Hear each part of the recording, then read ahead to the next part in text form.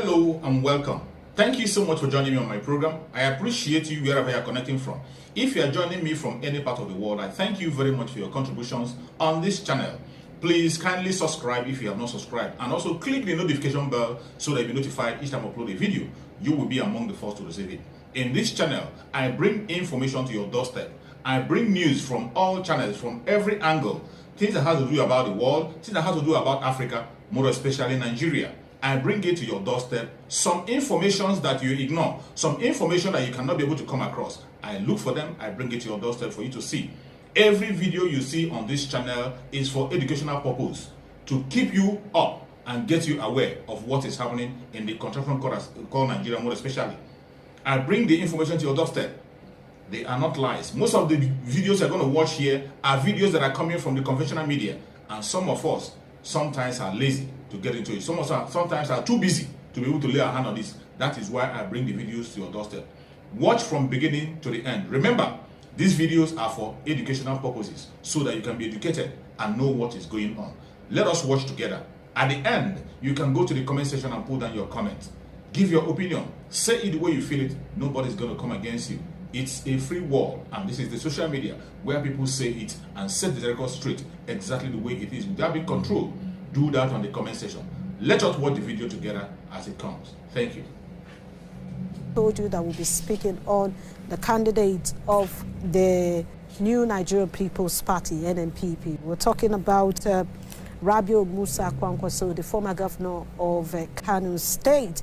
And joining me to look at what chances has the presidential candidate of NNPP for the 2023 election is a member of the Board of Trustees of the party, Buba Galadima. Alaji, thank you so much. Welcome.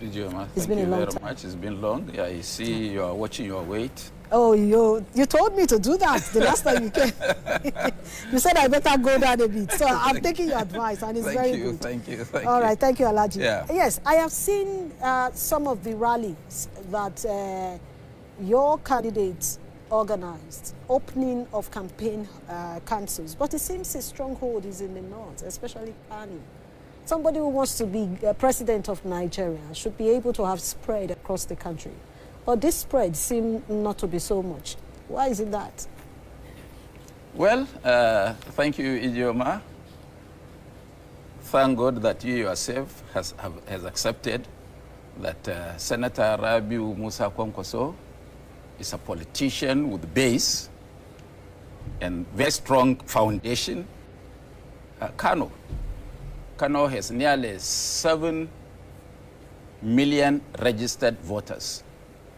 And if that is a starting point for any politician, it means he has come of age. Thank God that you acknowledged that other politicians or other candidates have no base. How can you support somebody whose feet is hanging in the air? He has no foundation, he has no base, and you pitch your tent with him? I think I would rather pitch my tent with somebody that has a political base, a solid one, that all accepted he has one. But let me say, from the pictures that you are showing, and the pictures and videos that I made it a duty to send to you. I think we have some of the videos, if only we can. Yes, yes, you can see that they're there. This is a rally, one of the rallies. It's not a rally. It's not a rally. It's a procession. Yeah, wow. It took us 10 good hours from his house in Kaduna when we left at 8 a.m. and arrived at the secretariat where we were supposed to open by 6 p.m. And it took us 1.5 hours from the secretariat to the airport to catch a plane. No politician in Nigeria, and I say no politician, that can gather such a crowd and go on a snail speed on a journey of 200 kilometers, and it took us 11 hours, 11.5. No such politician. And this is not only Kano. You saw us the previous day in Kaduna, where he attended the Maulid Nabi celebration that was done in his honor. It's an unprecedented crowd. Over 2 million people in Kaduna and over 5 million people in Kano. If the starting point of the three states of Katsina, Kano, and Kaduna can give any politician 10 to 12 million votes, is the president of Nigeria. But let me ask you, with your experience, Alhaji, with your experience in Nigerian politics, you have been in politics for decades. You know that at times, rallies, multitude and crowded rallies does not amount to votes, because some of them may not have voters' card. When you are talking of media presentation, if Ijeoma is there, you wouldn't ask Buba Galadima. But when you are talking of politics, with my nearly, how many years? 1959 to date, I had been in politics, one way or the other. If there is any professor emeritus today in politics in Nigeria, you should have one. I should be the one. And I had an argument with you. Maybe you forgot that it was too late to form a political party. That's about 6-7 months ago. Yes. To win presidential election. And I told you that we are the veterans in this field, that I needed only 3 months to form a party and win presidential election. So you're confident from that the you figure, will win? from what you see on the screen, you know that, God willing, Kwankwaso is the next president of Nigeria. Okay, let's look I'm coming. You asked that rallies, crowd, multitude of, do not translate to sometimes. Votes. Do not translate to votes. We have seen them before in this country. You need to see which type of crowd. When you see that young men and women are aesthetically, you see as if the world is coming down, it means they have something to say. The Nigerians should be grateful to us. And all those big names should be grateful to us, because we are the buffer zone between revolution and those guys. If we are pushed out and these young men are pushed to the street, I'm sure Ijeoma bourgeoisies like you cannot find a sleeping room. Now, are you equating the crowd that followed Aminu Kanu, as popular as it was, are you equating it to you know that from 1978 to date, yes, I participated in the Second Republic as National Youth Leader of the MPN. So are you equating and I have seen it. I have seen it all. You've seen it all. Yes. So you will understand why I'm asking you that question. Yes. Of course, Aminu Kanu was a great leader who was followed blindly by his supporters. And that translates to what is happening today with Kwankwaso. You can see that Kwankwaso emulates Aminu Kanu by adopting the red cap. I thank my junior brother, Daniel Bwala, because he came out a conscious person by wearing a red cap, meaning that he himself was once a red cap wearer. No, now, because he just came in. But if you're equating Kwankwaso to Aminu Kanu, does Kwankwaso stand for what Aminu Kanu stood for? He stood for the Talakawas at that time. And you're now equating the kind of crowd that you see around the likes of Kwankwaso to Aminu Kanu's own. I hope you are not trying to say that all those people who follow us don't know what they are doing. I didn't say that. So don't put words into my mouth. I just asked you a question. So instead of you to push it back at me, then probably you just give us an answer. You should understand, yes, that those who follow Kwankwaso follow him not because he's handsome, not because he's the most healthiest of the candidates, not because he is young, but they follow him because of what they have seen him done. Nnamdi Kanu never had a privilege of running government. He was only a minister of health under Gowon for 9 years. Konkoso was a diplomat. Konkoso was a legislator.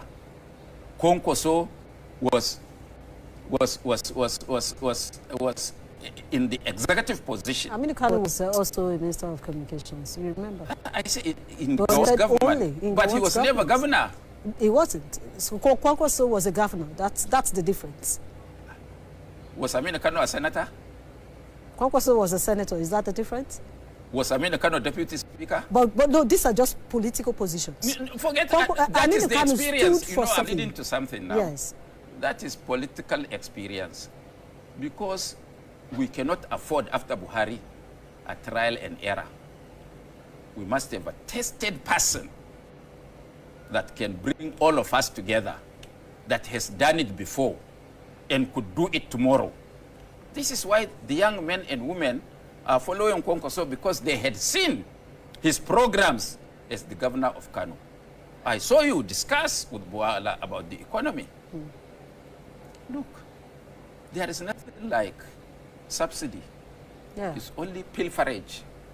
You don't need to add 1 kobo to the fuel for now.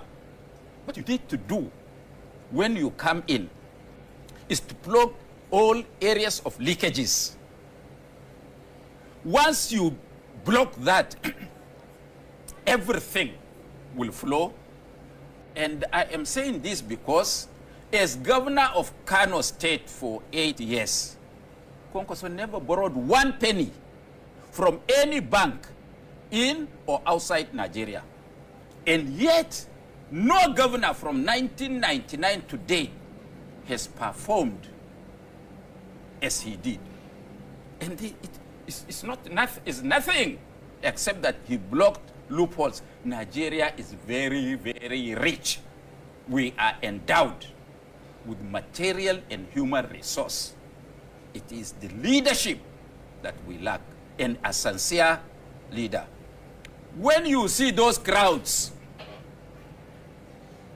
nobody was given 1 penny from morning till night, because when we left Kano, up to 11 o'clock in the night, Kano didn't normalize in traffic. Okay, now let's take it out of Kano. Let's take it out of the northern part of Nigeria. By the time you take this rally to a place like Logo, you saw the rally held by the supporters of the APC candidates. You also saw... Where? Yes, in Lagos on Sunday. Did you saw the crowd. You also saw that of Labour Party. You saw the kind of crowd. So if Kwankwaso is holding sway in Kano, can Kwankwaso pull that kind of crowd in places like Lagos, Port Harcourt, or in the southeast? Is it possible? Thank you. Because this is about Nigeria. Thank you very much. I thought we have a clip of Kwankwaso going to Lagos when he visited Alabaragu. Labour Party and APC put together, could they have pulled that crowd? Could they have pulled that crowd? Go to the clip, let's show the world to see. None of them, all of them put together, they cannot pull that crowd. All right. And let me tell you, tomorrow, Kwankwaso is going to be in Lagos. So we're expecting to watch him. We are going to open our office. It was not a rally. But are you not concerned that Kwankwaso does not have a policy document yet? Because all that you have said now, I've not heard you talk about just somebody pilfered into our policy document. Has he launched the policy document? He has not done that because we don't want to lay down our arsenals for the enemy to see. Oh, if and I was so shocked. I was so shocked now when somebody pilfered into our document. We intend to employ 1 million young men and women into the Nigerian armed forces in that document. And that in 6 months, we will secure every inch of Nigeria. When we secure them, we will now deploy those young men and women into productive fields. I don't want to go further because there are other people who have not released their policy document, so we don't want them to steal our own. But let me ask you this. This Kwankwaso you're talking about ran for president under the APC in 2015. He was in the PDP, he ran as an aspirant in 2019. And someone would expect that a man like that should have an already, a ready policy document. Just like it happened in the days of the NPs. First, yes. I understand you now. Okay. First. Okay. First, let me tell you. Okay. Anybody who has lousy money can have a policy document. So policy documents is about having money. Is of course. Those who are touting the policy document, did they write it? They hired people to write it for them because they have lousy money, which they didn't labor for. But you know that because your party, the NNPP, do they have manifesto? What do you mean? We have manifesto. Okay, we are going to come with the covenant with the people as the candidate, as a candidate. The party has got its own manifesto. Okay, so as a candidate, is he buying into the party manifesto? We've not. Of course, we have to synergize the two. Okay. We can't go outside what the party is saying because the party is supreme. So, as far as we are concerned, our party is called New Nigeria People's Party, meaning that we will do things differently from what is obtained before.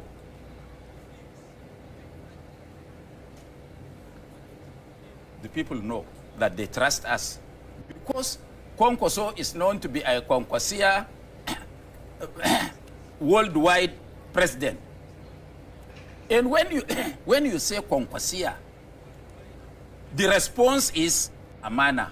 Do you know amana? Do you know the meaning of amana in Hausa, in English? Amana means trust. All these ones that you see follow him have absolute trust in him. That if he says yes, it is yes. When he says no, it is no. And I want to tell you something. In the 70s, Field Marshal Idi Amin went to the UN. America tried to stop him. But Gawan and others insisted that as chairman of the African Union, he must attend the session of the United Nations. And when he was dropped through a helicopter on the hall inside the United Nations, where he will address heads of state, he went to the podium using his swagger stick and told the world that, look, he's going to speak from the bottom of his mind. And it is only a liar that writes things and read. Oh. That so he has it there. On his, you see native sense? Native sense. When he finished, all the heads of state, including General Gawan, he's alive, all of them stood and hailed him. Then he said, Philip Ali Mahdi, the foreign minister, should come. And Philip Ali Mahdi came with a book written like this. He said, this is the diplomat liar like you people. Let him read the lies for you. So what you are indirectly saying now is manifesto blueprints can come later. Everything is in it. Tissue of fabrications made for people who have lousy money. People like us in the media and Nigerians need documents that they can hold you to. We will show you, we will give you, but we are not going to give you book that you cannot read. We will give you a small pamphlet that you can just flip through and read and hold us responsible. See, Alaji, it's always a delight having you in the studio. I wish I can continue but time is up. I do hope we'll talk more. We'll definitely talk more on the issues that we will come across ahead of 2023 presidential election. What you didn't ask me was that the time we'll have time to ask. What you didn't ask me was that we have just 10 seconds. 10 seconds. That PDP launched their presidential campaign at Uyo Stadium. And you saw people, listen now, you saw people. But those people in Uyo Stadium came from all the parts of Nigeria and all the governors of the PDP. We were there 4 days ago, Kwankwaso. For only Uyo, we had that, nearly that crowd. Kind of crowd. That's just for one state. All right. That Thank is you so the much. difference, that Kwankwaso is not only a candidate. Thank you so much for watching. I hope you have been educated with this video. I hope you have learned something from the video you just watched. Please go to the comment section and put down your comments. Whatever you think about the video you have watched, or anything you have learned that you wanted to share together, go to the comment section and keep yourself busy. It's a free place where people share their opinion. And please, if you have not subscribed to this channel, kindly subscribe to the channel. Click the notification bell so that you'll be notified each time a video comes out. And also, share the video to your family and friends. Share it to all platforms so that people can get aware of what is happening in the world, mainly in the contraption called Nigeria. We have to keep people on their toe, keep people informed on what is going on. That is exactly what we are doing. Every video you are watching in this channel is for the purpose of education and nothing more. Thank you so much for watching, and remember, bye-bye. See you again.